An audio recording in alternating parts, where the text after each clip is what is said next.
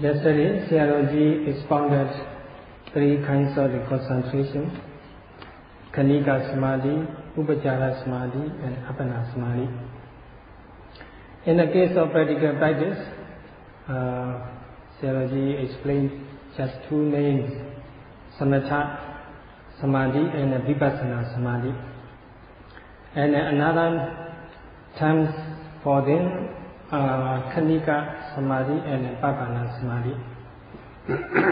So Khanika Samadhi, temporary or momentary concentration, is developed by focusing our mind on a single conceptual object, such as the Patavi, Kasina, the meditative, particular meditative object which is made up of the soil or earth. And mind must be concentrated on that particular single object as long as possible. Then the concentration takes place. That's the way how to develop the Paṇḍitā, the Samadhi concentration. So Vipassana concentration is Khanika Samadhi, a momentary concentration, which is developed by focusing on the phenomena, contemplating on the phenomena arising in our body from moment to moment. Actually, the whole body is the field, a meditative field. So, but whatever activity we do, whatever physical activity we do, we have to be mindful of those activities, such as sitting, standing, lying down, bending, stretching, opening your eye or closing your eye, or several kinds of sensation: heat, warm, cold, or lightness, heavy, tension, tightness, vibration, and so on, which are characterized to the physical phenomena. So when we develop Samadhi, Khanika Samadhi, the momentary concentration, we have to focus our mind on those physical phenomena, and among others. So here the whole body, there are so many phenomena to be observed. But we have to give priority to the most obvious one. So the formula is our mind must be focused. Whatever object is obvious, and develop concentration on that. That's Vipassana Samadhi. Of course, the whole body is a meditative field, can be meditative object. But you cannot do whatever way you like. You have to follow the exact teaching of the Buddha. So that's called Sutta. Sutta means the guideline. So there's a lay down by the Buddha guideline. You need to follow that guideline. Just like handwriting. When we are not very good at writing, so we have to the pens. We have to use the line on the blank book, so that our writing is straightforward, straight. So the Sutta means the line. So it refers to the line which is used by the carpenter. When the carpenter they cut off the unnecessary parts of the wood or timber, they have to use the line so that they can cut unnecessary part exactly. So in the same way, the Buddha laid down the guideline for all of us to follow. So without guideline, if we do, we may be misled. So it's a necessity for all of us to follow guideline, although the whole body is the free of meditation. So the basic guideline is the most obvious object is the best to observe, the best to contemplate on. So as mentioned yesterday, the formula is whatever object occurs to us, whatever object becomes obvious to us, we have to focus our mind on that and be aware of the phenomena involved in that object. So here the Vipassana guideline is Yathabhagata Vipassana daily resolve. So whatever is obvious, the Vipassana can penetrate into that object. So that's the point. So that we need to understand the basic guideline. So here we all yogis are supposed to follow this guideline. Late Venerable Mahasi Sayadaw also give the same guideline. So under Mahasi Sayadaw's guidance, according to the teachings of the Buddha, so yogi are necessarily follow this guideline.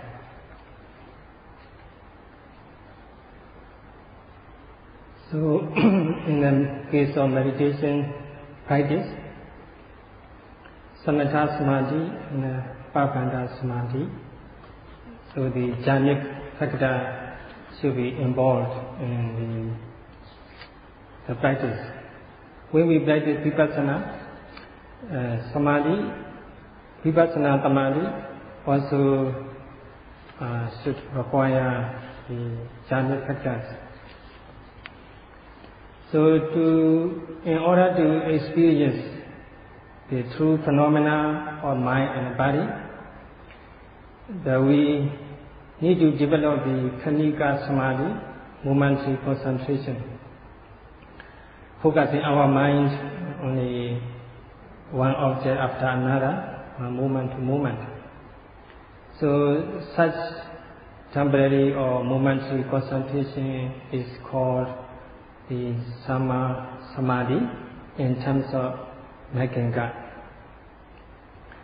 So which Sama Samadhi is followed by Samadhi, the right view. That's why the Buddha says, Samadhi bhikkhu bhikkhu yatha buddhaṃ pajanati sanati pasati.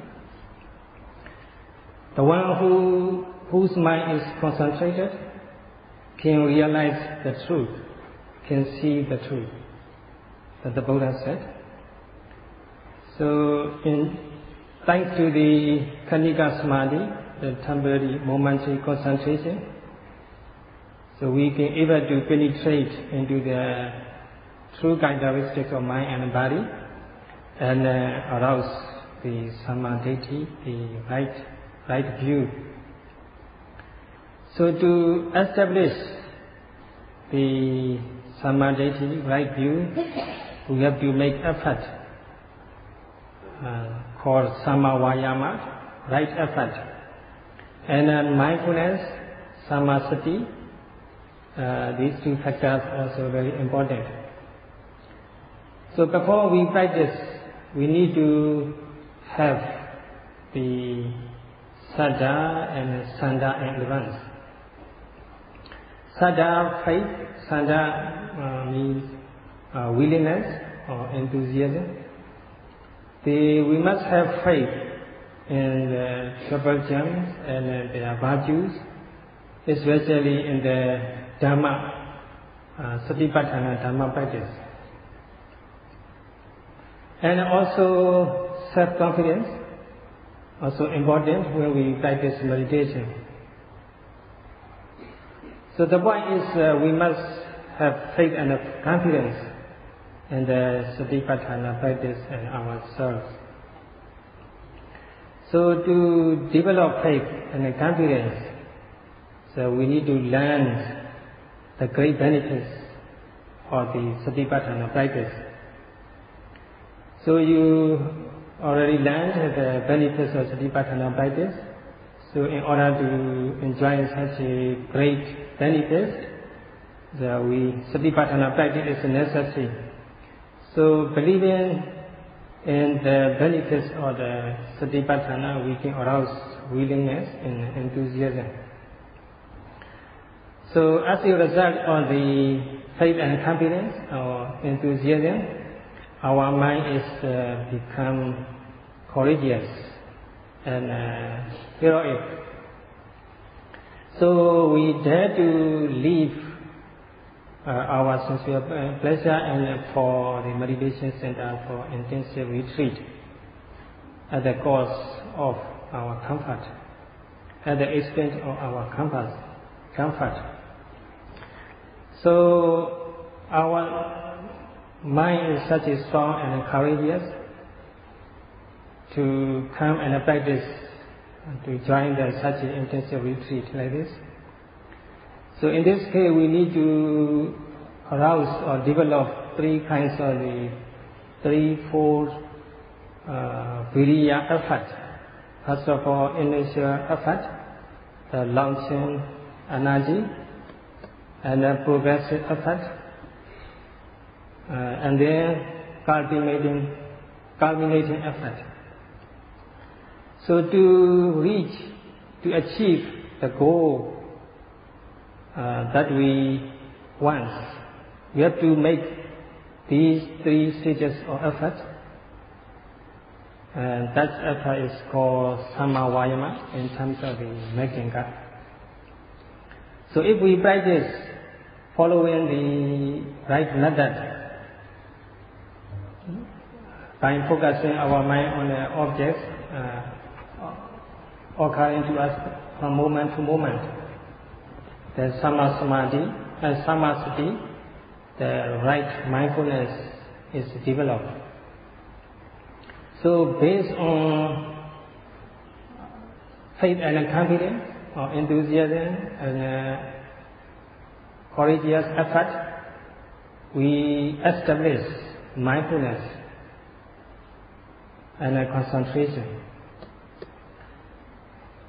So concentration keep our mind away the restlessness.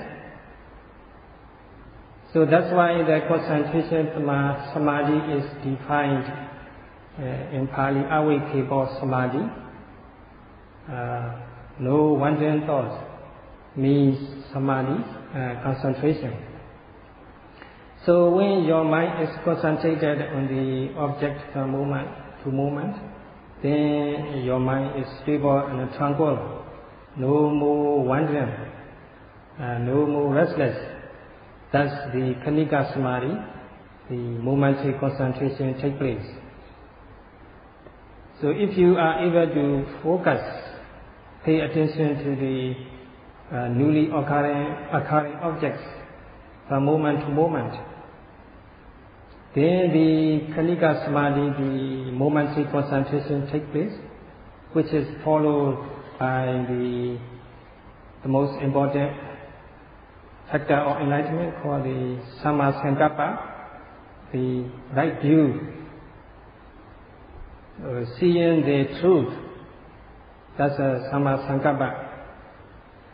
For example, you observe the rising and falling, and you see the truth or ultimate truth beyond the conceptual objects, such as the tension, tightness, vibration, motion, and so on. We see through phenomena of mind and body. That seeing is called Samma Sankappa. So based on the Saddha and the Sanda, faith and confidence and enthusiasm, at the cost of worldly comfort, you courageously approach to the meditation center to join the meditation intensive retreat, and then develop three stages of the effort and energy, and then start to focus your mind on the phenomena which is newly occurring from moment to moment, starting from rising, falling, or the abdomen. Then you start to develop the Eightfold Noble Truth. So it is very important for all of us to note whatever object is occurring to us, starting from rising, falling, or the abdomen.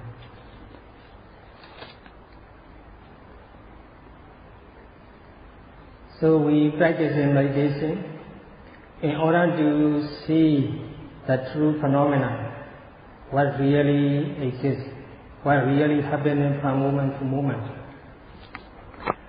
So the truth, what really exists, are actually mind and body, mental and physical phenomena. So body, physical phenomena, they are not cognitive, they have no conscience, they have no consciousness. The mind, nama, is cognitive, is conscience, and has consciousness.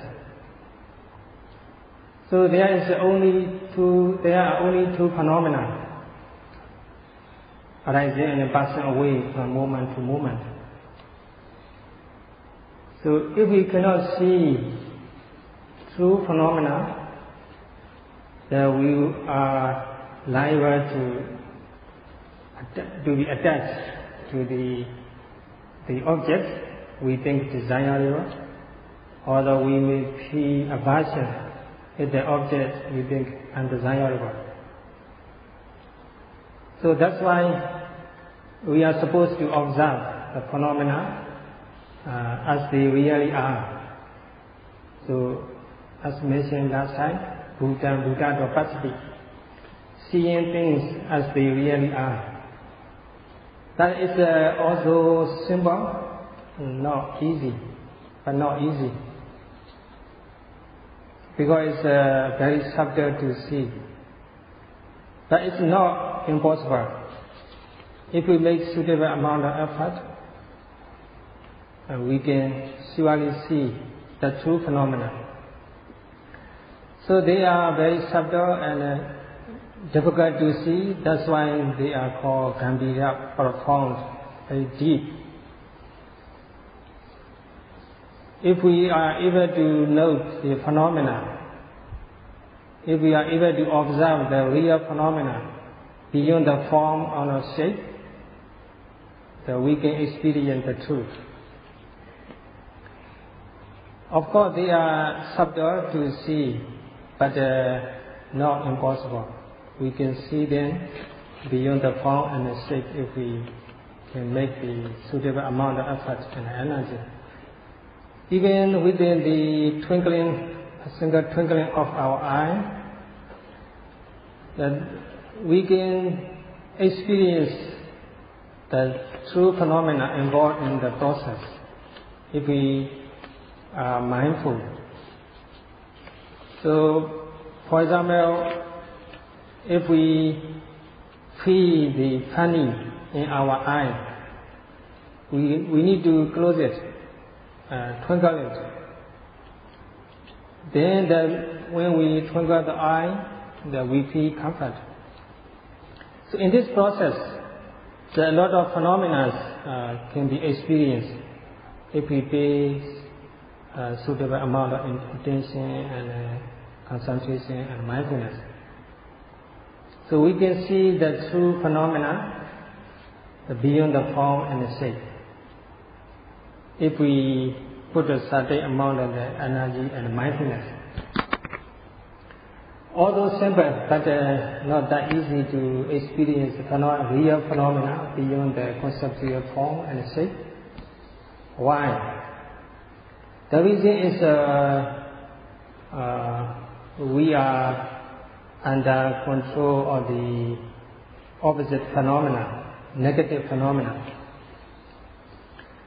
So we are almost all the time overcome by the negative phenomena.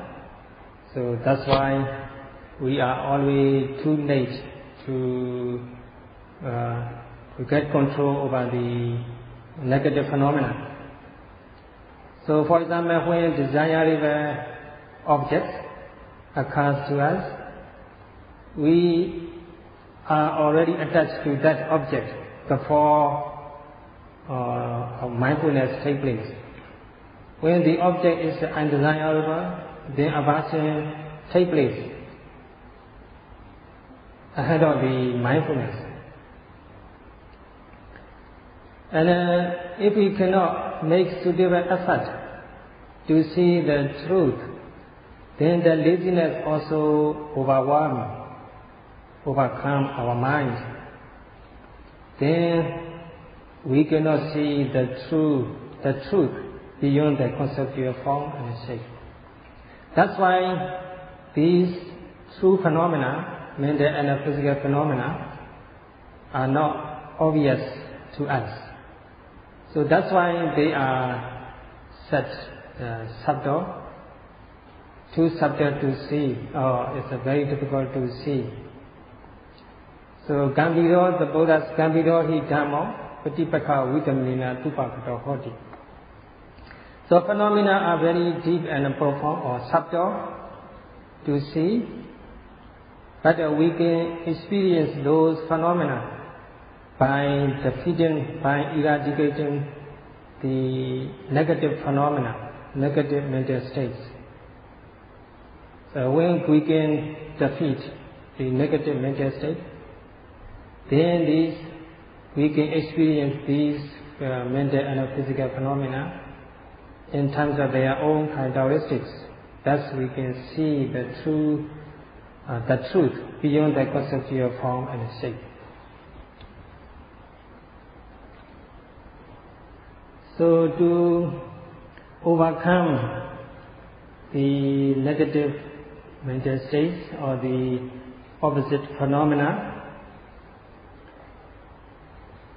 so we have to practically practice. Without making any effort, they won't be overcome. When we note from moment to moment mental or physical phenomena, they may stop for a while, but they may repeatedly occur to us, and they will interfere from time to time. So they won't disappear without making effort. They not spontaneously overcome. So it is necessary for all of us to follow the right method. So right method is very important. Only when we can follow the right method can we counteract the negative hindrances, so that we can see the real phenomena. So the correct method is very important for all of us to overcome the negative phenomena, that is hindrances. So we are practicing Satipatthana meditation in order to see the subtle phenomena, or to see the truth. So for that purpose, we have to try our best to overcome, to get rid of the negative phenomena, opposite phenomena, that is hindrances, mental hindrances. So in this case, we need to find the correct method. We need to follow the correct method. So correct method cannot be found in the books actually. Just by reading this book and that book, it's not easy to find the correct method. So we need to follow the guidelines laid down by the wise and noble people like the Buddha. So we must follow precisely and accurately the guidelines.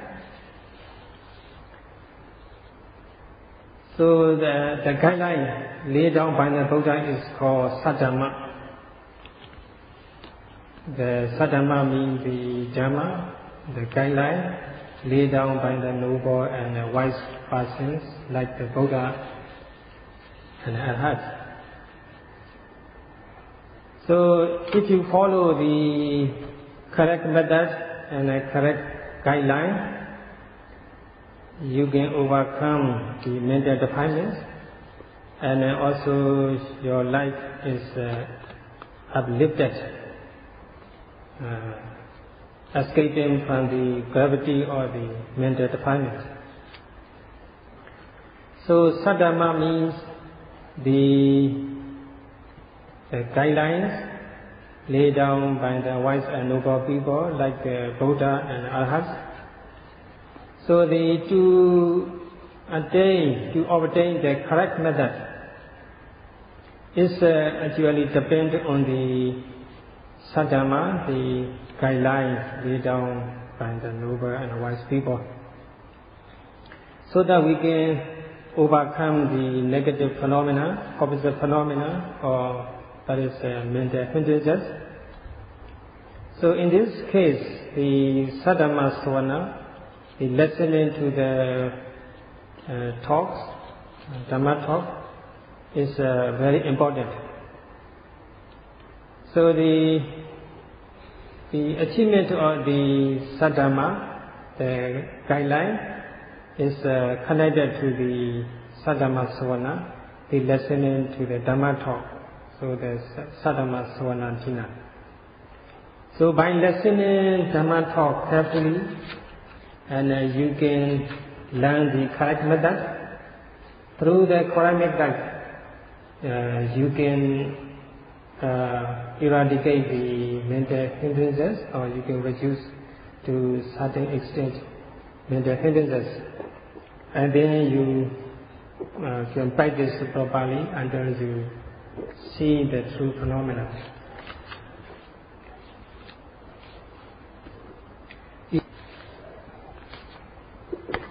So these points are very important to learn for all of us.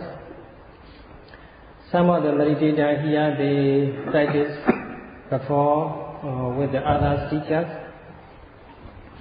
So some of them, they practice correctly and experience some kinds of the truth to some extent. But some of them, their experience is not correct. They reported their imagination instead of the truth. So it is very important for yogis to follow the instruction given by the teachers here. The yogis should not do the way they think good. So as mentioned earlier, Saddhamma Savana Jina, the Buddha said that to practice the correct method, Saddhamma Savana, the listening to the Dhamma, correct Dhamma is very important. So here in this center, the instruction is given according to the Buddha's teaching, under the guidance of the late Venerable Mahasi Sayadaw. So that's why yogis are expected to listen the instruction or Dhamma talk carefully, so that they can they can obtain the correct method. Through the correct method, they can overcome, they can reduce or lessen the mental defilements or mental hindrances, such as kama chanda, the thought of sensual pleasure, and so on. And then they can see the truth beyond the conceptual object. So it's very important to listen to the Dhamma talk, so that you can get the correct method and overcoming the mental hindrances and seeing the truth. So Sayadaw will continue his talk tomorrow, not for today. Sadhu, sadhu.